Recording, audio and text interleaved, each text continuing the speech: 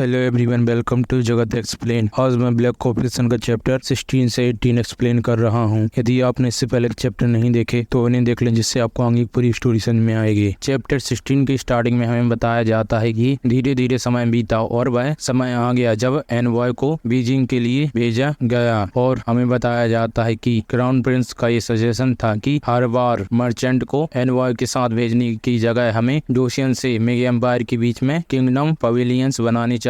Kingdom pavilions वो जगह है जहाँ पर एनवॉय रह सकते हैं और व्यापारी अपना बिजनेस खोल सकते हैं। और हमें बताया जाता है कि किंग सिंजोंग ने क्राउन प्रिंस के इन विचारों पर ध्यान दिया और एनवॉय से कहा कि वह यह प्रपोजल मेगा एम्पायर को दें। और हमें बताया जाता है कि एनवॉय मेगा एम्पायर की तरफ रवाना हो गया और समय बीतता गया। और उसके बाद हम किंग के पास एक लड़की को आकर देखते हैं जो कहती है, हाया इसे देखो, क्या तुम्हें पता है कि ये क्या है? और हमें बताया जाता है कि यह मिनजोंग की बड़ी बहन मतलब किम की बड़ी बहन है, जिसका नाम है प्रिंसेस जियोंगसो। और हम उसके हाथ में कुकीज को देखते हैं और वह पूछती है कि किम, क्या तुम्हें पता है ये क्या चीज है? तो किम उसे घूर कर देखता है और कहता है कि ये हकांगवा है, मतलब कि मीठी बिस्किट। तो किम की बड़ी बहन उसे पीठ पर मारती है और कहती है कि गलत, इसका सही आंसर है कि यह दासिक है। और कहती है, आखिर तुम्हारी 100 दिन लगातार पढ़ाई करने का क्या हुआ जब तुम्हें इतनी सी भी चीज नहीं मालूम? और हमें बताया जाता है कि दासिक ट्रेडिशनल कोरियन स्नैक है जिसे चाय के साथ दिया जाता है। और वह कहती है कि हमेशा पैलेस के अंदर पढ़ाई करने की जगह तुम्हें कभी कभी घूमने भी जाना चाहिए। यदि ऐसा ही चलता रहा तो तुम एक दिन फादर की तरह बन जाओगे। जिस पर किम को गुस्सा आता है और कहता है कि मैं तुमसे अच्छाई कर लूंगा नो निम। तो वह हंसते हुए कहती कि मुझे तो नहीं लगता। और कहती है कि जो भी हो आज भी अच्छे से पढ़ाई करना। और फिर एक यूनिस को देखकर कहती है गुड मॉर्निंग यूनिक। तो वह भी कहता है गुड मॉर्निंग राजकुमारी। और फिर हम किम को देखते हैं जो सोचता है कि ये हमेशा मजाक करती रहती है और कहता है कि जब भी वह आजूबाजू होती है तो एक भी दिन शांति से नहीं गुजरता। और कहता लेकिन जैसी उसकी एज है तो उससे यही उम्मीद थी कि वह हमेशा हंसी मजाक करती रहे। और हमें बताता है कि मेरी नोनेम प्रिंसेस जियोंगसो जो हमेशा खुश रहती हैं, वह 2 साल बाद इस पूरे पैलेस को निराशा में डालने वाली हैं, क्योंकि 2 साल बाद वह अपनी जिंदगी स्मॉल पॉक्स के कारण खो देंगी। और हमें बताता है कि स्मॉल पॉक्स मॉडर्न समय में ऐसी बीमारी है जिसे खत्म किया जा चुका है लगभग, लेकिन इसे ह्यूमन हिस्ट्री की सबसे खराब महामारियों में गिना जाता है। और हमें बताता है कि जब भी स्मॉल पॉक्स होती है तो बहुत ज्यादा हाई फीवर होता है और साथ ही पूरी बॉडी में छोटे छोटे दाने पड़ जाते हैं जो हमारी स्किन को डैमेज करते हैं। और हमें बताता है कि पुराने समय में इसका फर्टिलिटी रेट 30% के करीब है। और कहता है कि इस बीमारी को टाइगर अटैक और बार की तरह सबसे खराब महामारियों में से एक माना जाता था। और हमें बताता है कि किंग सुनजोंग का प्रिंसेस जोंगसे की मृत्यु पर बहुत दिल टूटा, आखिर वह उनकी पहली संतान थी। और कहता है कि यदि अच्छा हो मैं इसे होने ही ना दूं। और अपना मन बना लेता है कि वह अब इसे सॉल्व करेगा क्योंकि मुझे इसका ऑलरेडी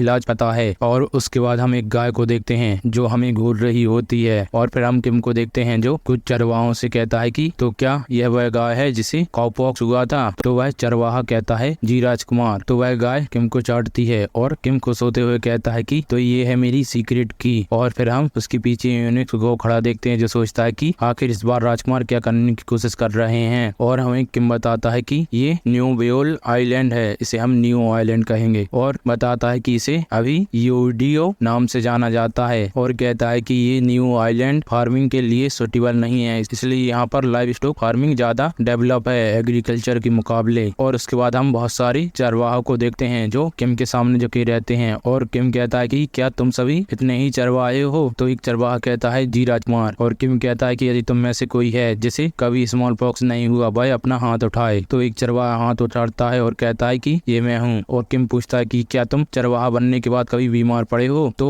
वह कहता है नहीं, मैं हमेशा से ऐसा ही था, न्यू आइलैंड आने से पहले भी। और फिर किम पूछता है कि क्या यहाँ पर न्यू आइलैंड में स्मॉल पॉक्स महामारी फैली है? तो एक चरवाहा कहता है कि हर साल छोटे स्तर पर कुछ लोगों को ठंडी से पहले स्मॉल पॉक्स हो जाता है। और फिर किम पूछता है कि आखिर तुम लोगों में से किसी को भी स्मॉल पॉक्स क्यों नहीं हुआ? तो एक चरवाहा कहता है कि यदि मैं आपसे सच कहूँ, लेकिन हमारे डॉक्टर और हमारे यहाँ के लॉर्ड इस पर बिलीव नहीं करते। और कहता है कि हमारे पास एक सीक्रेट टेक्निक है जिसे हम आपस में ही एक दूसरे के ऊपर परफॉर्म करते हैं ताकि हमें वह प्लेग ना लगे। और के मन में सोचता है कि जैसा मैंने सोचा था। और हमें बताया जाता है कि एडवर्ड जेनर वह इंसान जिसने सबसे पहले स्मॉल पॉक्स की वैक्सीन को बनाया था, उसने भी ऐसा ही किया था। और हमें बताया जाता है कि जेनिफर के गांव के लोग काउ स्मॉल पॉक्स जिसे काउपॉक्स कहते हैं उससे इन्फेक्टेड थे। और किम कहता है कि उसने सुना है कि जिसे भी काउपॉक्स होता है तो उसे स्मॉल पॉक्स नहीं होता है। और हमें बताता है कि बहुत सारे एक्सपेरिमेंट करने के बाद जेनिफर ने एक टेक्निक बनाई जिसका नाम है बैरियोलोकेशन, जिस टेक्निक से जेनिफर ने मैनकाइंड को बचाया। और हम किम को देखते हैं जो उन चरवाहों से पूछता है कि क्या तुम में से कोई है जो उस सीक्रेट टेक्निक को परफॉर्म कर सकता है। तो एक चरवाहा कहता है कि हाँ मैं कर सकता हूँ। तो किम कहता है कि क्या तुम उस टेक्निक को मेरे ऊपर भी परफॉर्म कर सकते हो, जिस पर वह चरवाहा कहता है कि माफ कीजिए। तो किम अपने हाथ में एक नीडल दिखाकर कहता है मैं सीक्रेट टेक्निक के बारे में बात कर रहा हूँ, मैं चाहता हूँ कि तुम उस टेक्निक को मेरे ऊपर भी परफॉर्म करो। तो वह चरवाहा चौंकता है और कहता है कि माफ कीजिए। और फिर उसके बाद हम राज्यसभा का सीन देखते हैं जहाँ पर मंत्री कहते हैं कि हमारी फाइनेंशियल हालत को देखकर लगता है कि हमें टैक्स को और बढ़ा देना चाहिए और हमारे पास इसके अलावा कोई और चारा नहीं है। तभी चीफ यूनिक भागते हुए आता है और कहता है कि महाराज एक बहुत बड़ी समस्या हो गई है। तो महाराज कहते हैं कि क्या हुआ। तब चीफ यूनिक कहते हैं कि क्राउन प्रिंस ने सुसाइड अटेम्प्ट करने की कोशिश की है। तो राजा कहता है कि क्या। और फिर राजा चिल्लाकर कहता है कि क्राउन प्रिंस अभी कहाँ है। तो सभी मंत्री सोचते हैं कि आखिर चल क्या रहा है। तो चीफ यूनिक कहता है कि वह अभी राजमहल वापस लौटे हैं। तो राजा भागते हुए जाता और कहता है कि क्राउन प्रिंस और दौड़ लगा देता है। उसके पीछे सभी मंत्री भी भागने लगते हैं और हम राजा को देखते हैं जो दौड़ लगा कर जाता है और क्राउन प्रिंस का नाम हयांग ले रहा होता है। और तभी उसे किम दिखता है और वह चिल्ला कर कहता है कि हयांग। तब पीछे खड़े दो यूनिट कहते हैं कि महाराज। और किम कहता है कि फादर। तो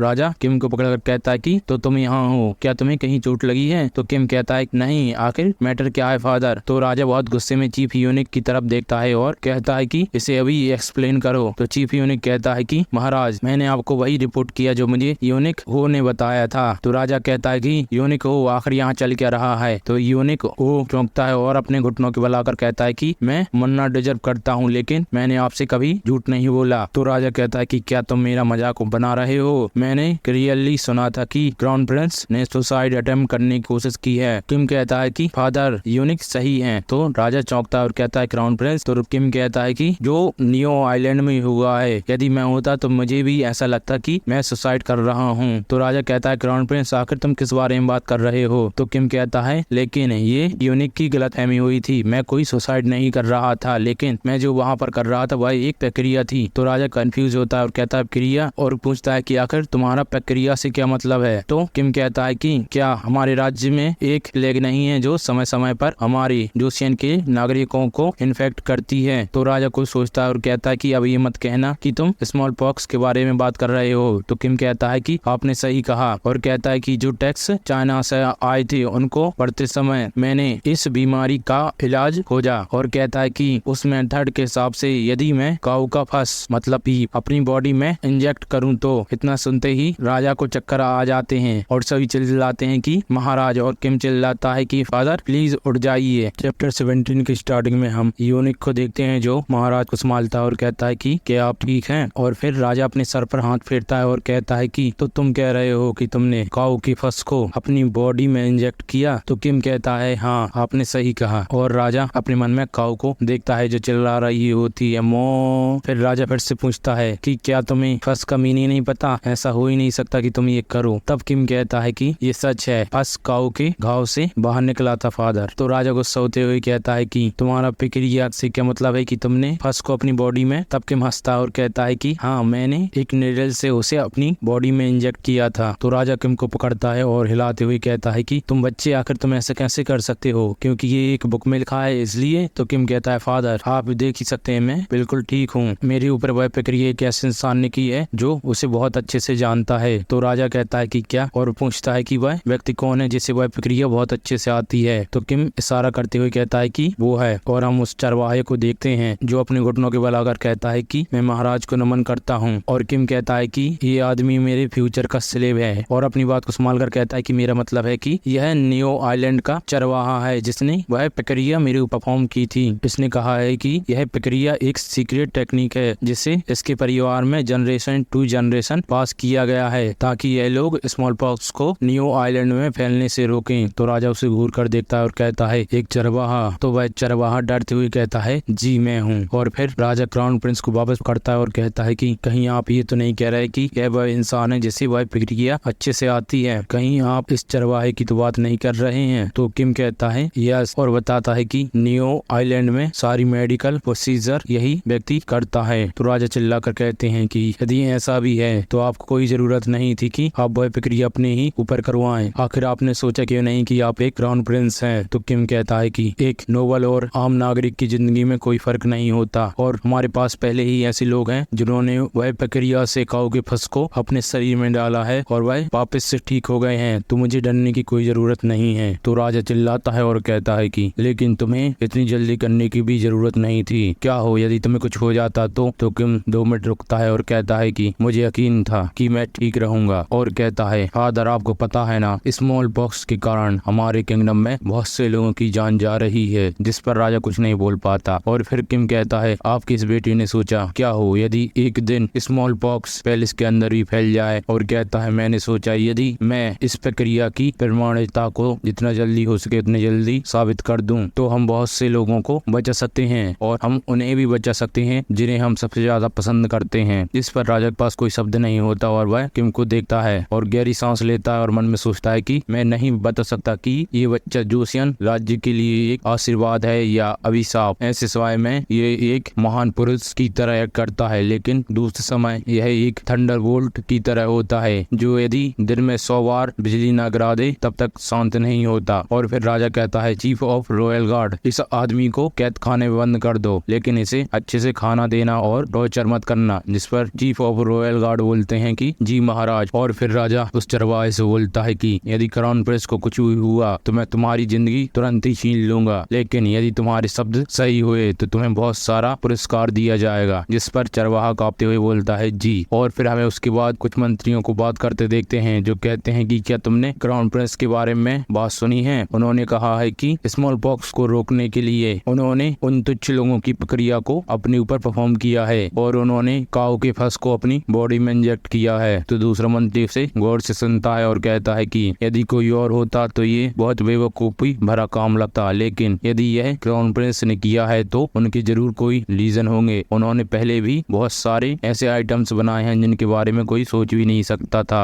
और सबसे बड़ी बात है कि वह हमेशा स्टडी हॉल में पढ़ाई करते रहते हैं तो इस समय भी उन्होंने कुछ सोचकर ही किया होगा। तभी उन्हें 2 भागते हुए यूनिक्स दिखते हैं जो चिल्लाते हैं क्राउन प्रिंस क्राउन प्रिंस। इस पर वह मंत्री चौंकता है और पूछता है कि आखिर ये इतना हंगामा क्यों मचा रहे हो। और फिर यूनिक कहता है कि एक बहुत बड़ी समस्या आ गई है, क्राउन प्रिंस को बहुत ज्यादा बुखार है। और हम किम को देखते हैं जिसे बहुत ज्यादा बुखार होता है और उसी के पास बैठा यूनिक कहता है राजकुमार राजकुमार। तो किम कहता है कि मैं ठीक हूँ। तो वह यूनिक कहता है आखिर आप ठीक कैसे हो सकते हैं, आपकी पूरी बॉडी आग के गोले जैसी तप रही है। और कहता है कि वो चरवाहा शेडोल उस कमीने को तो मैं अभी जाकर और फिर हम उस चरवाहे शेडोल को देखते हैं जिसे रस्सी में बांधा होता है। और चीफ ऑफ रॉयल गार्ड कहते हैं कि तुम कमीने, आखिर तुम्हारी रॉयल फैमिली को नीचे दिखाने की हिम्मत कैसे हुई और तुमने क्राउन प्रिंस की जान को खतरे में डाला। तो वह चरवाहा शेडोल कहता है कि आखिर मैटर क्या है। और चीफ ऑफ रॉयल गार्ड बोलता है कि तुम फिर से झूठ बोलने की कोशिश कर रहे हो, जैसा तुमने कहा था वैसा तो बिल्कुल नहीं हो रहा बल्कि राजकुमार को मृत्यु के समान पीड़ा उठानी पड़ रही है। तो वह चरवाहा बोलता है कि कहीं आप इस बारे में तो बात नहीं कर रहे हैं कि राजकुमार को बुखार आ गया है। तब चीफ ऑफ रॉयल गार्ड कहता है कि क्या आखिर तुम्हें ये कैसे पता चला। तो वह चरवाहा कहता है आपको चिंता करने की जरूरत नहीं है, वह प्रक्रिया के बाद हाई फीवर 5 दिन के लिए आता है लेकिन 10 दिन के बाद वह फिर से ठीक हो जाएंगे और ऐसे लगेगा जैसे वह कभी बीमार ही नहीं थे। चीफ ऑफ रॉयल गार्ड उसे ध्यान से देखते हैं और फिर हमें बताया जाता है कि शेडोल चरवाहे के शब्द सही थे। 10 दिन के बाद हायांग किम पूरी तरह से ठीक हो गया और उसके बाद वह ऐसे रहने लगा जैसे पहले कभी ये हुआ ही नहीं हो। और फिर उसके बाद हम राज्यसभा का सीन देखते हैं जहाँ पर किम कहता है कि मुझे देखिए मैं अब स्मॉल पॉक्स के डेंजर से पूरी तरह से बाहर हूँ। तब राजा उसे देखता है और कहता है कि मैं केवल ऐसे ही देखकर नहीं कह सकता कि ये सही है। तो किम कहता है तो आपका ये बेटा उस एरिया में जाएगा जहाँ पर स्मॉल पॉक्स है और प्रूव करेगा कि यह मेथड सही है। और सभी मंत्री चौंकते और कहते हैं कि नहीं। तो किम कहता है कि कैसा हो यदि हम उन एरिया में ये प्रक्रिया करें जहाँ पर स्मॉल पॉक्स फैला हो। मुझे लगता है कि यदि हम वहाँ के लोगों को ये प्रक्रिया अच्छे से समझाएंगे तो वह अपने आप इस प्रक्रिया में आने को राजी हो जाएंगे। जिस पर राजा कहता है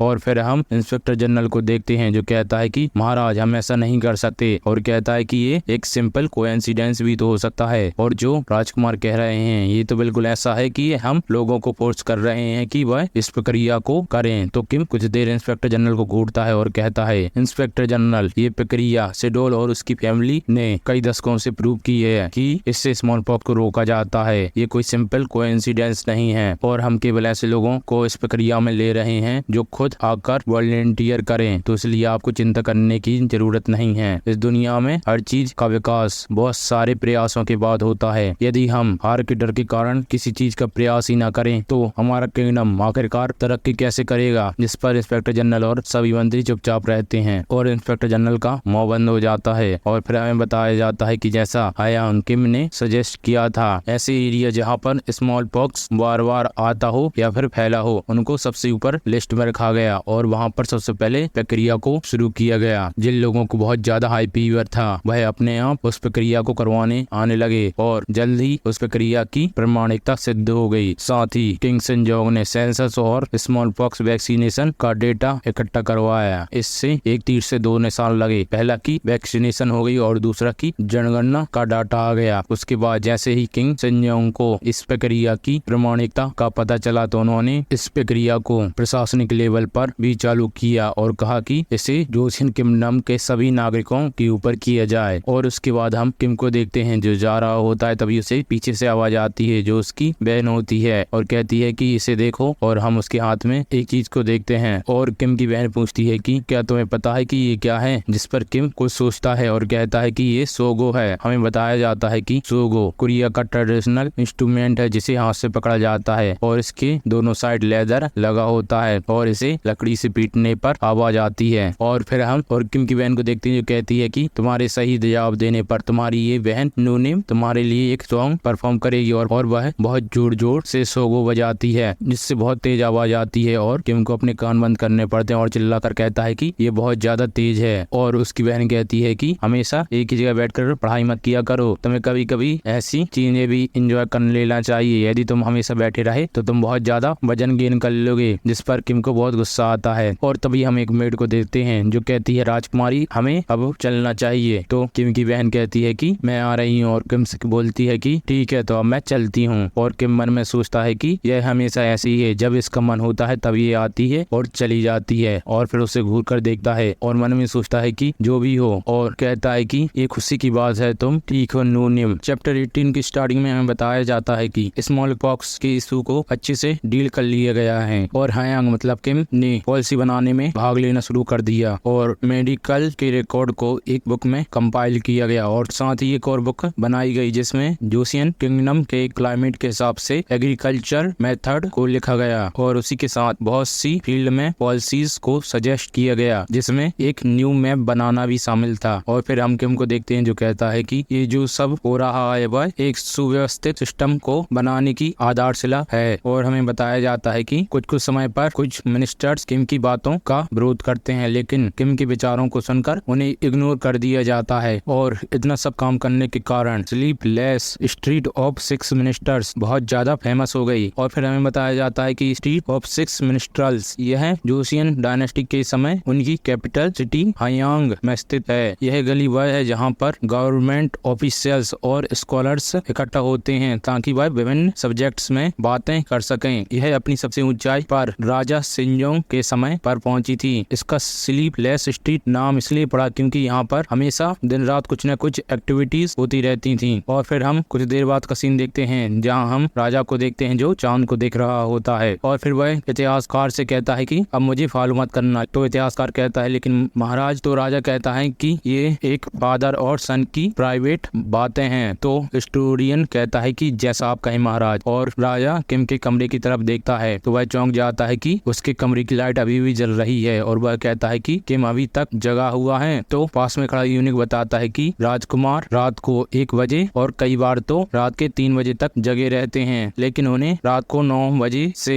11 बजे के बीच सो जाने चाहिए। और राजा कहता है कि इतना यंग बच्चा खुद से इतना ज्यादा काम कैसे कर सकता है। और फिर हम किम को देखते हैं जो बुक पढ़ रहा होता है, तभी उसे बाहर से आवाज आती है कि महाराज आ रहे हैं। तो किम राजा को देखता है और कहता है कि फादर, आप इतनी रात को यहाँ क्या कर रहे हैं। तो राजा कहता है कि मैं टहल रहा था लेकिन मैंने देखा कि तुम्हारे कमरे की अभी लाइट नहीं बंद हुई। और पूछता है कि आखिर तुम इतनी रात को सोने की जगह क्या कर रहे हो। तो किम कहता है कि मैं बुक पढ़ रहा था। तो राजा बुक को देखता है और कहता है कि ऐसा है और कहता है कि क्या ये बुक बेस्ट की है या किसके बारे में है? तो किम बताता है कि इस बुक का टाइटल है स्टडी ऑफ एल्केमी। एल्केमी मतलब रसायन शास्त्र। तो राजा कहता है एल्केमी ये क्या चीज है? तो किम बताता है कि इसमें रिसर्च की जाती है कि आयरन और लीड में दूसरी चीजों को मिलाकर गोल्ड कैसे बनाएं। तो राजा कहता है कि क्या आयरन से सच में गोल्ड बनाया जा सकता है? क्या ये संभव भी है? तो किम कहता है कि दुर्भाग्य से इसमें लिखा है कि ऐसा सक्सेसफुल होना इम्पॉसिबल है, लेकिन कोशिश करने में ही सार्थकता है। राजा कहता है ओ, और किम मन में सोचता है कि मॉडर्न केमिस्ट्री को बनाने में मध्यकाल की एल्केमी का बहुत ज्यादा योगदान था। और राजा कहता है कि किम क्या मैं इस बुक को देख सकता हूँ? और किम कहता है कि हाँ, मेरे पास ट्रांसलेटेड वर्जन भी है, तो क्या आप उसे साथ में देखना पसंद करेंगे? तो राजा कहता है नहीं, मैं तो इन पश्चिमी अक्षरों के बारे में क्यूरियस हूँ। और फिर हमें कुछ घंटों बाद का सीन दिखाया जाता है जहाँ किम जमाई लेता है और मन में सोचता है कि मुझे बहुत ज्यादा नींद आ रही है, मैं अपनी लिमिट पर हूँ, मैं कभी भी सो सकता हूँ। और किम राजा को देखता है जो उन लेटर को बहुत ध्यान से देख रहा होता है और मन में सोचता है कि आखिर ये आदमी क्या कभी नहीं थकता कि यह उसमें जब से घुसा हुआ है। और फिर राजा कहता है कि हाँ, ये पश्चिमी अक्षर तो बहुत इंटरेस्टिंग है। और किम कहता है कि माफ करना, लेकिन इनमें इंटरेस्टिंग क्या है? तो राजा उसे पास बुलाता है और कहता है कि इसमें देखो। तो किम पेज में देखता है और राजा एक तरफ उंगली करके कहता है कि ये चीज बार बार आ रही है और इसे देखकर लगता है कि ये सेंटेंस का सब्जेक्ट है, जिस पर किम चौंकता है। और राजा कहता है कि यदि तुम देखो तो बहुत से सेंटेंस अधिकतर इन अक्षरों से शुरुआत होते हैं, तो ये पार्ट जरूर इनिशियल साउंड को रिप्रेजेंट करता होगा। और राजा कहता है कि इसका ये पार्ट मध्य साउंड को रिप्रेजेंट करता होगा और ये वाला पार्ट वर्ड के फाइनल साउंड को रिप्रेजेंट करता होगा। इस पर किम मन में सोचता है कि ये आदमी तो एक जीनियस है। जीनियस काफी नहीं, ये तो एक मॉन्स्टर है। और मन में सोचता है कि इस आदमी ने इतने कम समय में लैटिन भाषा की शब्दावली और उनके शब्दों के अर्थ को समझ लिया। और फिर राजा किम से पूछता है कि क्या मैं सही हूँ? तो किम होश में आता है और कहता है कि हाँ। और राजा कहता है कि हमारे चाइनीज कैरेक्टर्स से ये पश्चिमी कैरेक्टर्स बहुत भिन्न है। ये पश्चिमी कैरेक्टर्स सभी एक जैसा दिखते हैं। इसका मतलब है कि इनका यूज इस पर डिपेंड करता है कि कैरेक्टर्स को किस तरीके से अरेंज किया गया है। और फिर राजा को सोचता है और कहता है कि किम, और पूछता है कि तुम क्या सोचते हो हमारे जोशियन कैरेक्टर सिस्टम को बनाने के बारे में? तो किम मन में सोचता है कि यही समय है और कहता है कि आपके इस बेटे ने बहुत समय पहले सोचा था कि हमें जोशियन को अपनी खुद की स्क्रिप्ट चाहिए। और कहता है कि वो लोग जो चाइनीज कैरेक्टर जानते हैं उनमें से केवल कुछ ही लोग उन चाइनीज कैरेक्टर्स को अच्छे से यूज कर सकते हैं। तो राजा कहता है कि लेकिन यदि मैं पब्लिकली डिक्लेयर कर दूं कि मैं एक नया लैंग्वेज सिस्टम बना रहा हूं तो हॉल ऑफ वर्थिस फुटनोट मेरे दुश्मन बन जाएंगे इस समय। तो किम कहता है कि हाँ, लेकिन यहाँ पर बहुत से लोग हैं जो अपील फाइल नहीं कर सकते क्योंकि वह अशिक्षित हैं। यदि आप इसे उन लोगों को अच्छे से समझाएं तो ये प्रक्रिया आसानी से चल सकती है। तो राजा मुस्कुराता है और कहता है कि तुम्हें देख कर लगता है कि तुम्हें चाइनीज कैरेक्टर्स को लिखने में बहुत ज्यादा कठिनाई होती है। तो किम भी हंसता है और मन में सोचता है कि ये सच में कठिन है और हमें बताता है कि उसने जब पहली बार एक सेंटेंस को लिखा तो उसे बहुत ज्यादा स्ट्रगल करना पड़ा। और कहता है कि मैंने पूरे 2 घंटे एक पोयम को लिखने में लगाए थे, लेकिन उसे पढ़कर ग्रैंडपा बहुत ज्यादा हंसे। और फिर राजा कहता है कि मुझे ऐसा लगता है कि मैं यहाँ पर बहुत देर रुक गया हूँ, तो तुम्हें भी सोने जाना चाहिए। तो किम कहता है जी फादर, आपको भी जल्दी सो जाना चाहिए। यदि आप स्वस्थ रहेंगे तभी जोशियन स्टेबल रहेगा। तो राजा उसे देखता है और कहता है कि मैं उम्मीद करता हूँ कि तुम जल्दी से 15 साल के हो जाओ। तो किम कहता है माफ कीजिए और राजा हंसते हुए वहाँ से चला जाता है और कहता है कि अच्छे से सोना। और उसके बाद हम किम को राज्यसभा में देखते हैं जहाँ पर किम राजा को सजेशन देता है कि हमें सभी 6 मिनिस्टर्स को अलग अलग कैटेगराइज करना चाहिए और उन सभी के रिकॉर्ड को मेंटेन करना चाहिए। यदि हम इन्हें क्रोनोलॉजिकल ऑर्डर में रिकॉर्ड करेंगे तो हमारी फ्यूचर जनरेशन को इन्हें पढ़ने में बहुत ज्यादा समय लगेगा। तो राजा पूछता है कि क्या यहाँ पर कोई और ओपिनियन है? तो मंत्री लोग कहते हैं कि हम क्राउन प्रिंस के इस ओपिनियन से सहमत हैं। और हम राजा को देखते हैं जो कहता है कि मुझे भी लगता है कि यह एक वैलिड सजेशन है। और कहता है कि मंत्री, और मुझे पता है कि हमने कोई पॉलिसी क्यों क्रिएट की है, लेकिन हमारी फ्यूचर जनरेशन को ये केवल रिकॉर्ड के द्वारा ही पता चलेगा यदि वह इसे जानना चाहते हैं तो। और राजा कहता है कि सभी मिनिस्ट्रीज के मिनिस्टर्स को अपने रिकॉर्ड को लिखना और उन्हें क्लासिफाई करना होगा क्राउन प्रिंस के गाइडेंस के हिसाब से। तो सभी कहते हैं जैसा आपका आदेश महाराज। और उसके बाद हम बाहर का सीन देखते हैं। वित्त मंत्री और इंस्पेक्टर जनरल को देखते हैं जहाँ पर इंस्पेक्टर जनरल कहते हैं कि अब वह बच्चा 6 मंत्रालय के रिकॉर्ड में भी दखलंदाजी कर रहा है और अंत में हमें यह काम करना पड़ता है। तो वित्त मंत्री कहते हैं मुझे पता है और इस सब का रिकॉर्ड तो पहले पहले ही इतिहासकारों के अभिलेख और रॉयल सेक्रेटरी की जर्नल में पहले ही इस सब का रिकॉर्ड है। और हमें बताया जाता है कि रॉयल सेक्रेटरी जनरल में रॉयल सेक्रेटरीज के दिन भर के रिकॉर्ड होते हैं। इसमें राजा की पब्लिक जिंदगी और साथ ही वह ब्यूरोक्रेसी में हर दिन किस्से मिलते हैं, इस सब का रिकॉर्ड होता है। इंस्पेक्टर जनरल कहते हैं कि यही तो मैं कह रहा हूँ, आखिर हम एक ही काम को दोबारा फिर से क्यों कर रहे हैं। और वित्त मंत्री कहते हैं कि अभी के दिनों में हमारा कोई शेड्यूल चेंज नहीं हुआ, लेकिन हम बहुत ज्यादा बिजी हैं क्राउन प्रिंस के कारण। और कहते हैं यदि ऐसा ही चलता रहा तो एक न एक दिन क्राउन प्रिंस बहुत बड़ी मुसीबत खड़ी कर देंगे। तो इंस्पेक्टर जनरल कहते हैं कि बड़ी मुसीबत। तो वित्त मंत्री कहते हैं कि यदि मैं तुमसे सच कहूँ तो यदि ऐसा ही चलता रहा तो ऐसा लग रहा है कि रॉयल कोर्ट मतलब राज्यसभा का वातावरण जल्द ही चेंज हो जाएगा। और मैं सोचता हूँ कि यदि चीजें जैसी चल रही हैं यदि वैसी चलती गई तो राजकुमार एक दिन वह सब डिस्ट्रॉय कर देंगे जिसे हमने अभी तक बनाया है। और इंस्पेक्टर जनरल कहते हैं कि ऐसा नहीं हो सकता, तुमने बहुत ज्यादा दूर की सोच ली है। आखिरकार महाराज अपनी नैतिकता भी बनाए रखेंगे। और हम किम को देखते हैं जो खुश हो रहा होता है और कहता है रिफॉर्मेशन मतलब सुधार। और कहता है कि मैं इस खराब प्रैक्टिस को पूरी तरह से बदल कर रख दूंगा। और कहता है कि इसके बारे में सोचकर ही मैं बहुत ज्यादा एक्साइटेड हो जाता हूँ। और कहता है कि ब्यूरोक्रेसी में तुम्हें फिर से अपने जीवन में नहीं आने दूंगा, तुमने मेरी पुरानी जिंदगी में बहुत उधम मचाई है। और फिर हम वित्त मंत्री को देखते हैं जो कहते हैं कि अभी तक राजकुमार ने जितने भी सजेशन दिए हैं वह सब अपरंपरागत हैं। यदि कोई ऐसा मौका आया जहाँ पर वह एक ऐसी पॉलिसी को लेकर आ गए जो फिर से पास्ट की खराब चीजों को प्रैक्टिस करने लगे, तभी उन दोनों की बातों को ही रोकता है और कहता है कि ऐसा कभी नहीं हो सकता। और दोनों वित्त मंत्री और इंस्पेक्टर जनरल झुककर कहते हैं कि और कहते हैं my lord chief state counsellor आप यहाँ हैं। और फिर हम चीफ स्टेट काउंसलर को देखते हैं जिनका नाम होता है रयू जगनू, जिन्हें हम चीफ स्टेट काउंसलर कहेंगे। और वह कहते हैं कि यहाँ पर बहुत से लोग हैं जो केवल कुछ बुक पढ़कर ही पॉलिटिकल अफेयर्स में डिस्कशन करने लगते हैं, लेकिन उनमें से बहुत से लोग बेवकूफ हैं जिन्हें इस दुनिया के बारे में पता नहीं है। और चीफ स्टेट काउंसलर कहते हैं कि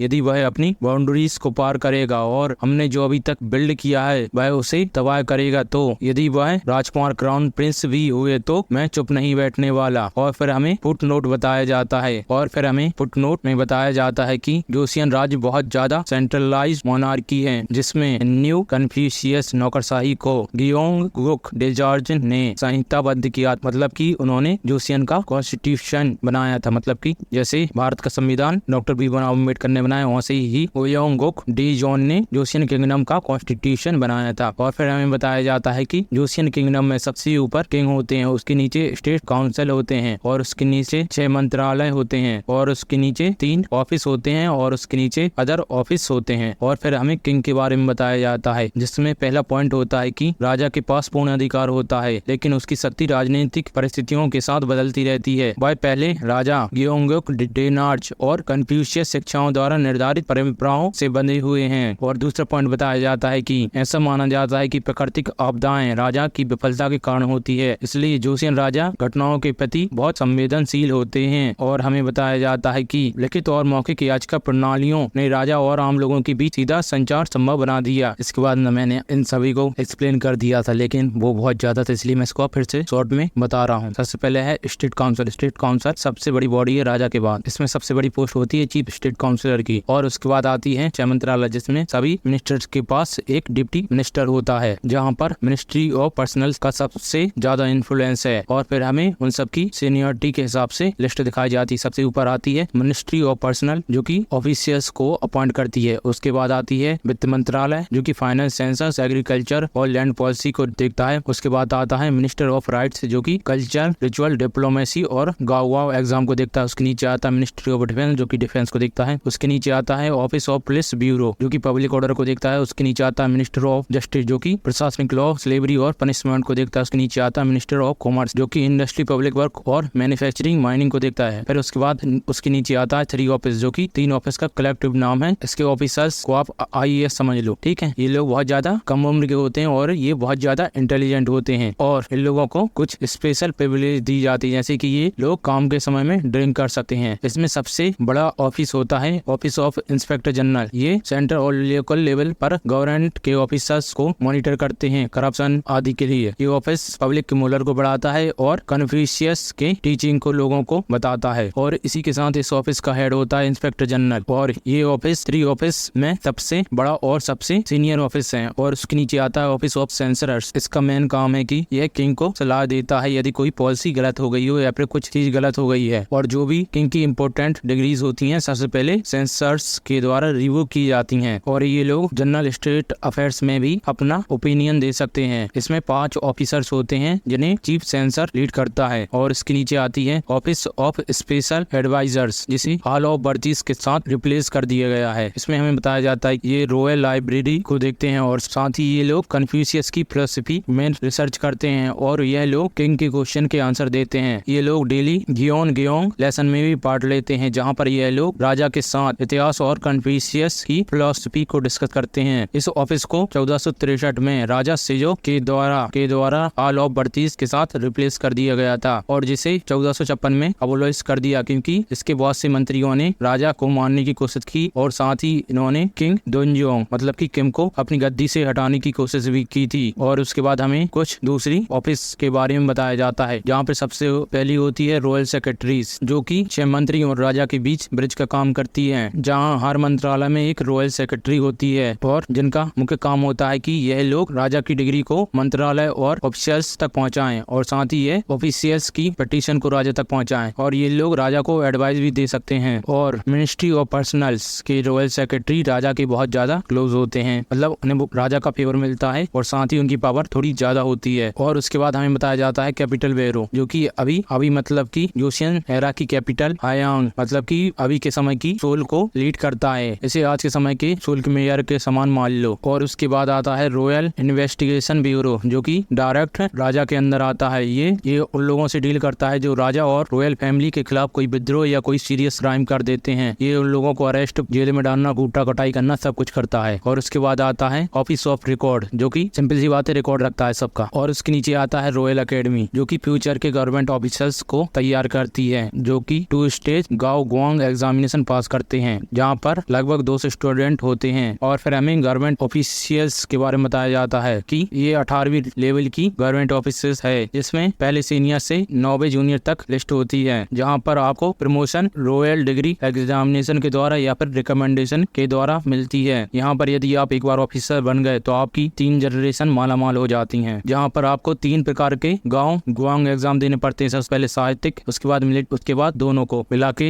एग्जाम होता है। और फिर उसके नीचे आते हैं हॉल ऑफ बर्थिस। हॉल ऑफ बर्थिस को किंग सेजोंग द्वारा मार्च 1420 में बनाया गया था। इसमें बहुत सारे टैलेंटेड स्कॉलर्स को रखा गया था, जो कि नेशन को ताकत बनाने में और उसे कैसे रूल करना चाहिए इसके बारे में रिसर्च करती थी। लेकिन बाद में से किंग सेजो द्वारा हटा दिया गया, क्योंकि इसने 1456 में राजा को मारने की कोशिश की थी, और उसके साथ इसने राजा दोंजोंग को अपने पद से हटाने की कोशिश की थी। और फिर हमें सबसे आखिरी में बताया जाता है कि जब राजा सिंजोंग ने हमारे मेन कैरेक्टर से बोला था कि वह इंतजार नहीं कर सकता कि कब किम 15 साल का हो जाए, तो वह यहाँ पर ये कहना चाहता था कि वह किम का वेट नहीं कर सकता कि कब वह स्कॉलरी डिस्कशन में भाग लेने लगे। और फिर हमें बताया जाता है कि कन्फ्यूशियस ने अपनी टीचिंग के 2nd चैप्टर में एक फेस लिखा था, जहाँ उसने आदमी की लाइफ में जो होता है उसके बारे में लिखा था, और हम उस फेसेस को देखते हैं जिसमें लिखा होता है कि 15 साल की उम्र में मैंने अपने दिल से सीखा, 30 साल की उम्र में मैं आत्मनिर्भर बन गया, 40 साल की उम्र में मुझे सांसारिक मामलों के कारण कोई संदेह नहीं रह गया, 50 साल की उम्र में मुझे ऊपर वाले की इच्छा पता चल गई, 60 साल की उम्र में मेरे कान तेज हो गए। कान तेज होना मतलब कि किसी का दिमाग इतना तेज हो जाना कि कोई उससे कुछ भी बोले और वह तुरंत समझ जाए। 70 साल की उम्र में मैं सही की सीमा को लागे बिना अपने दिल की इच्छा का पालन कर सकता था। इसी के साथ चैप्टर 18 खत्म हो जाता है।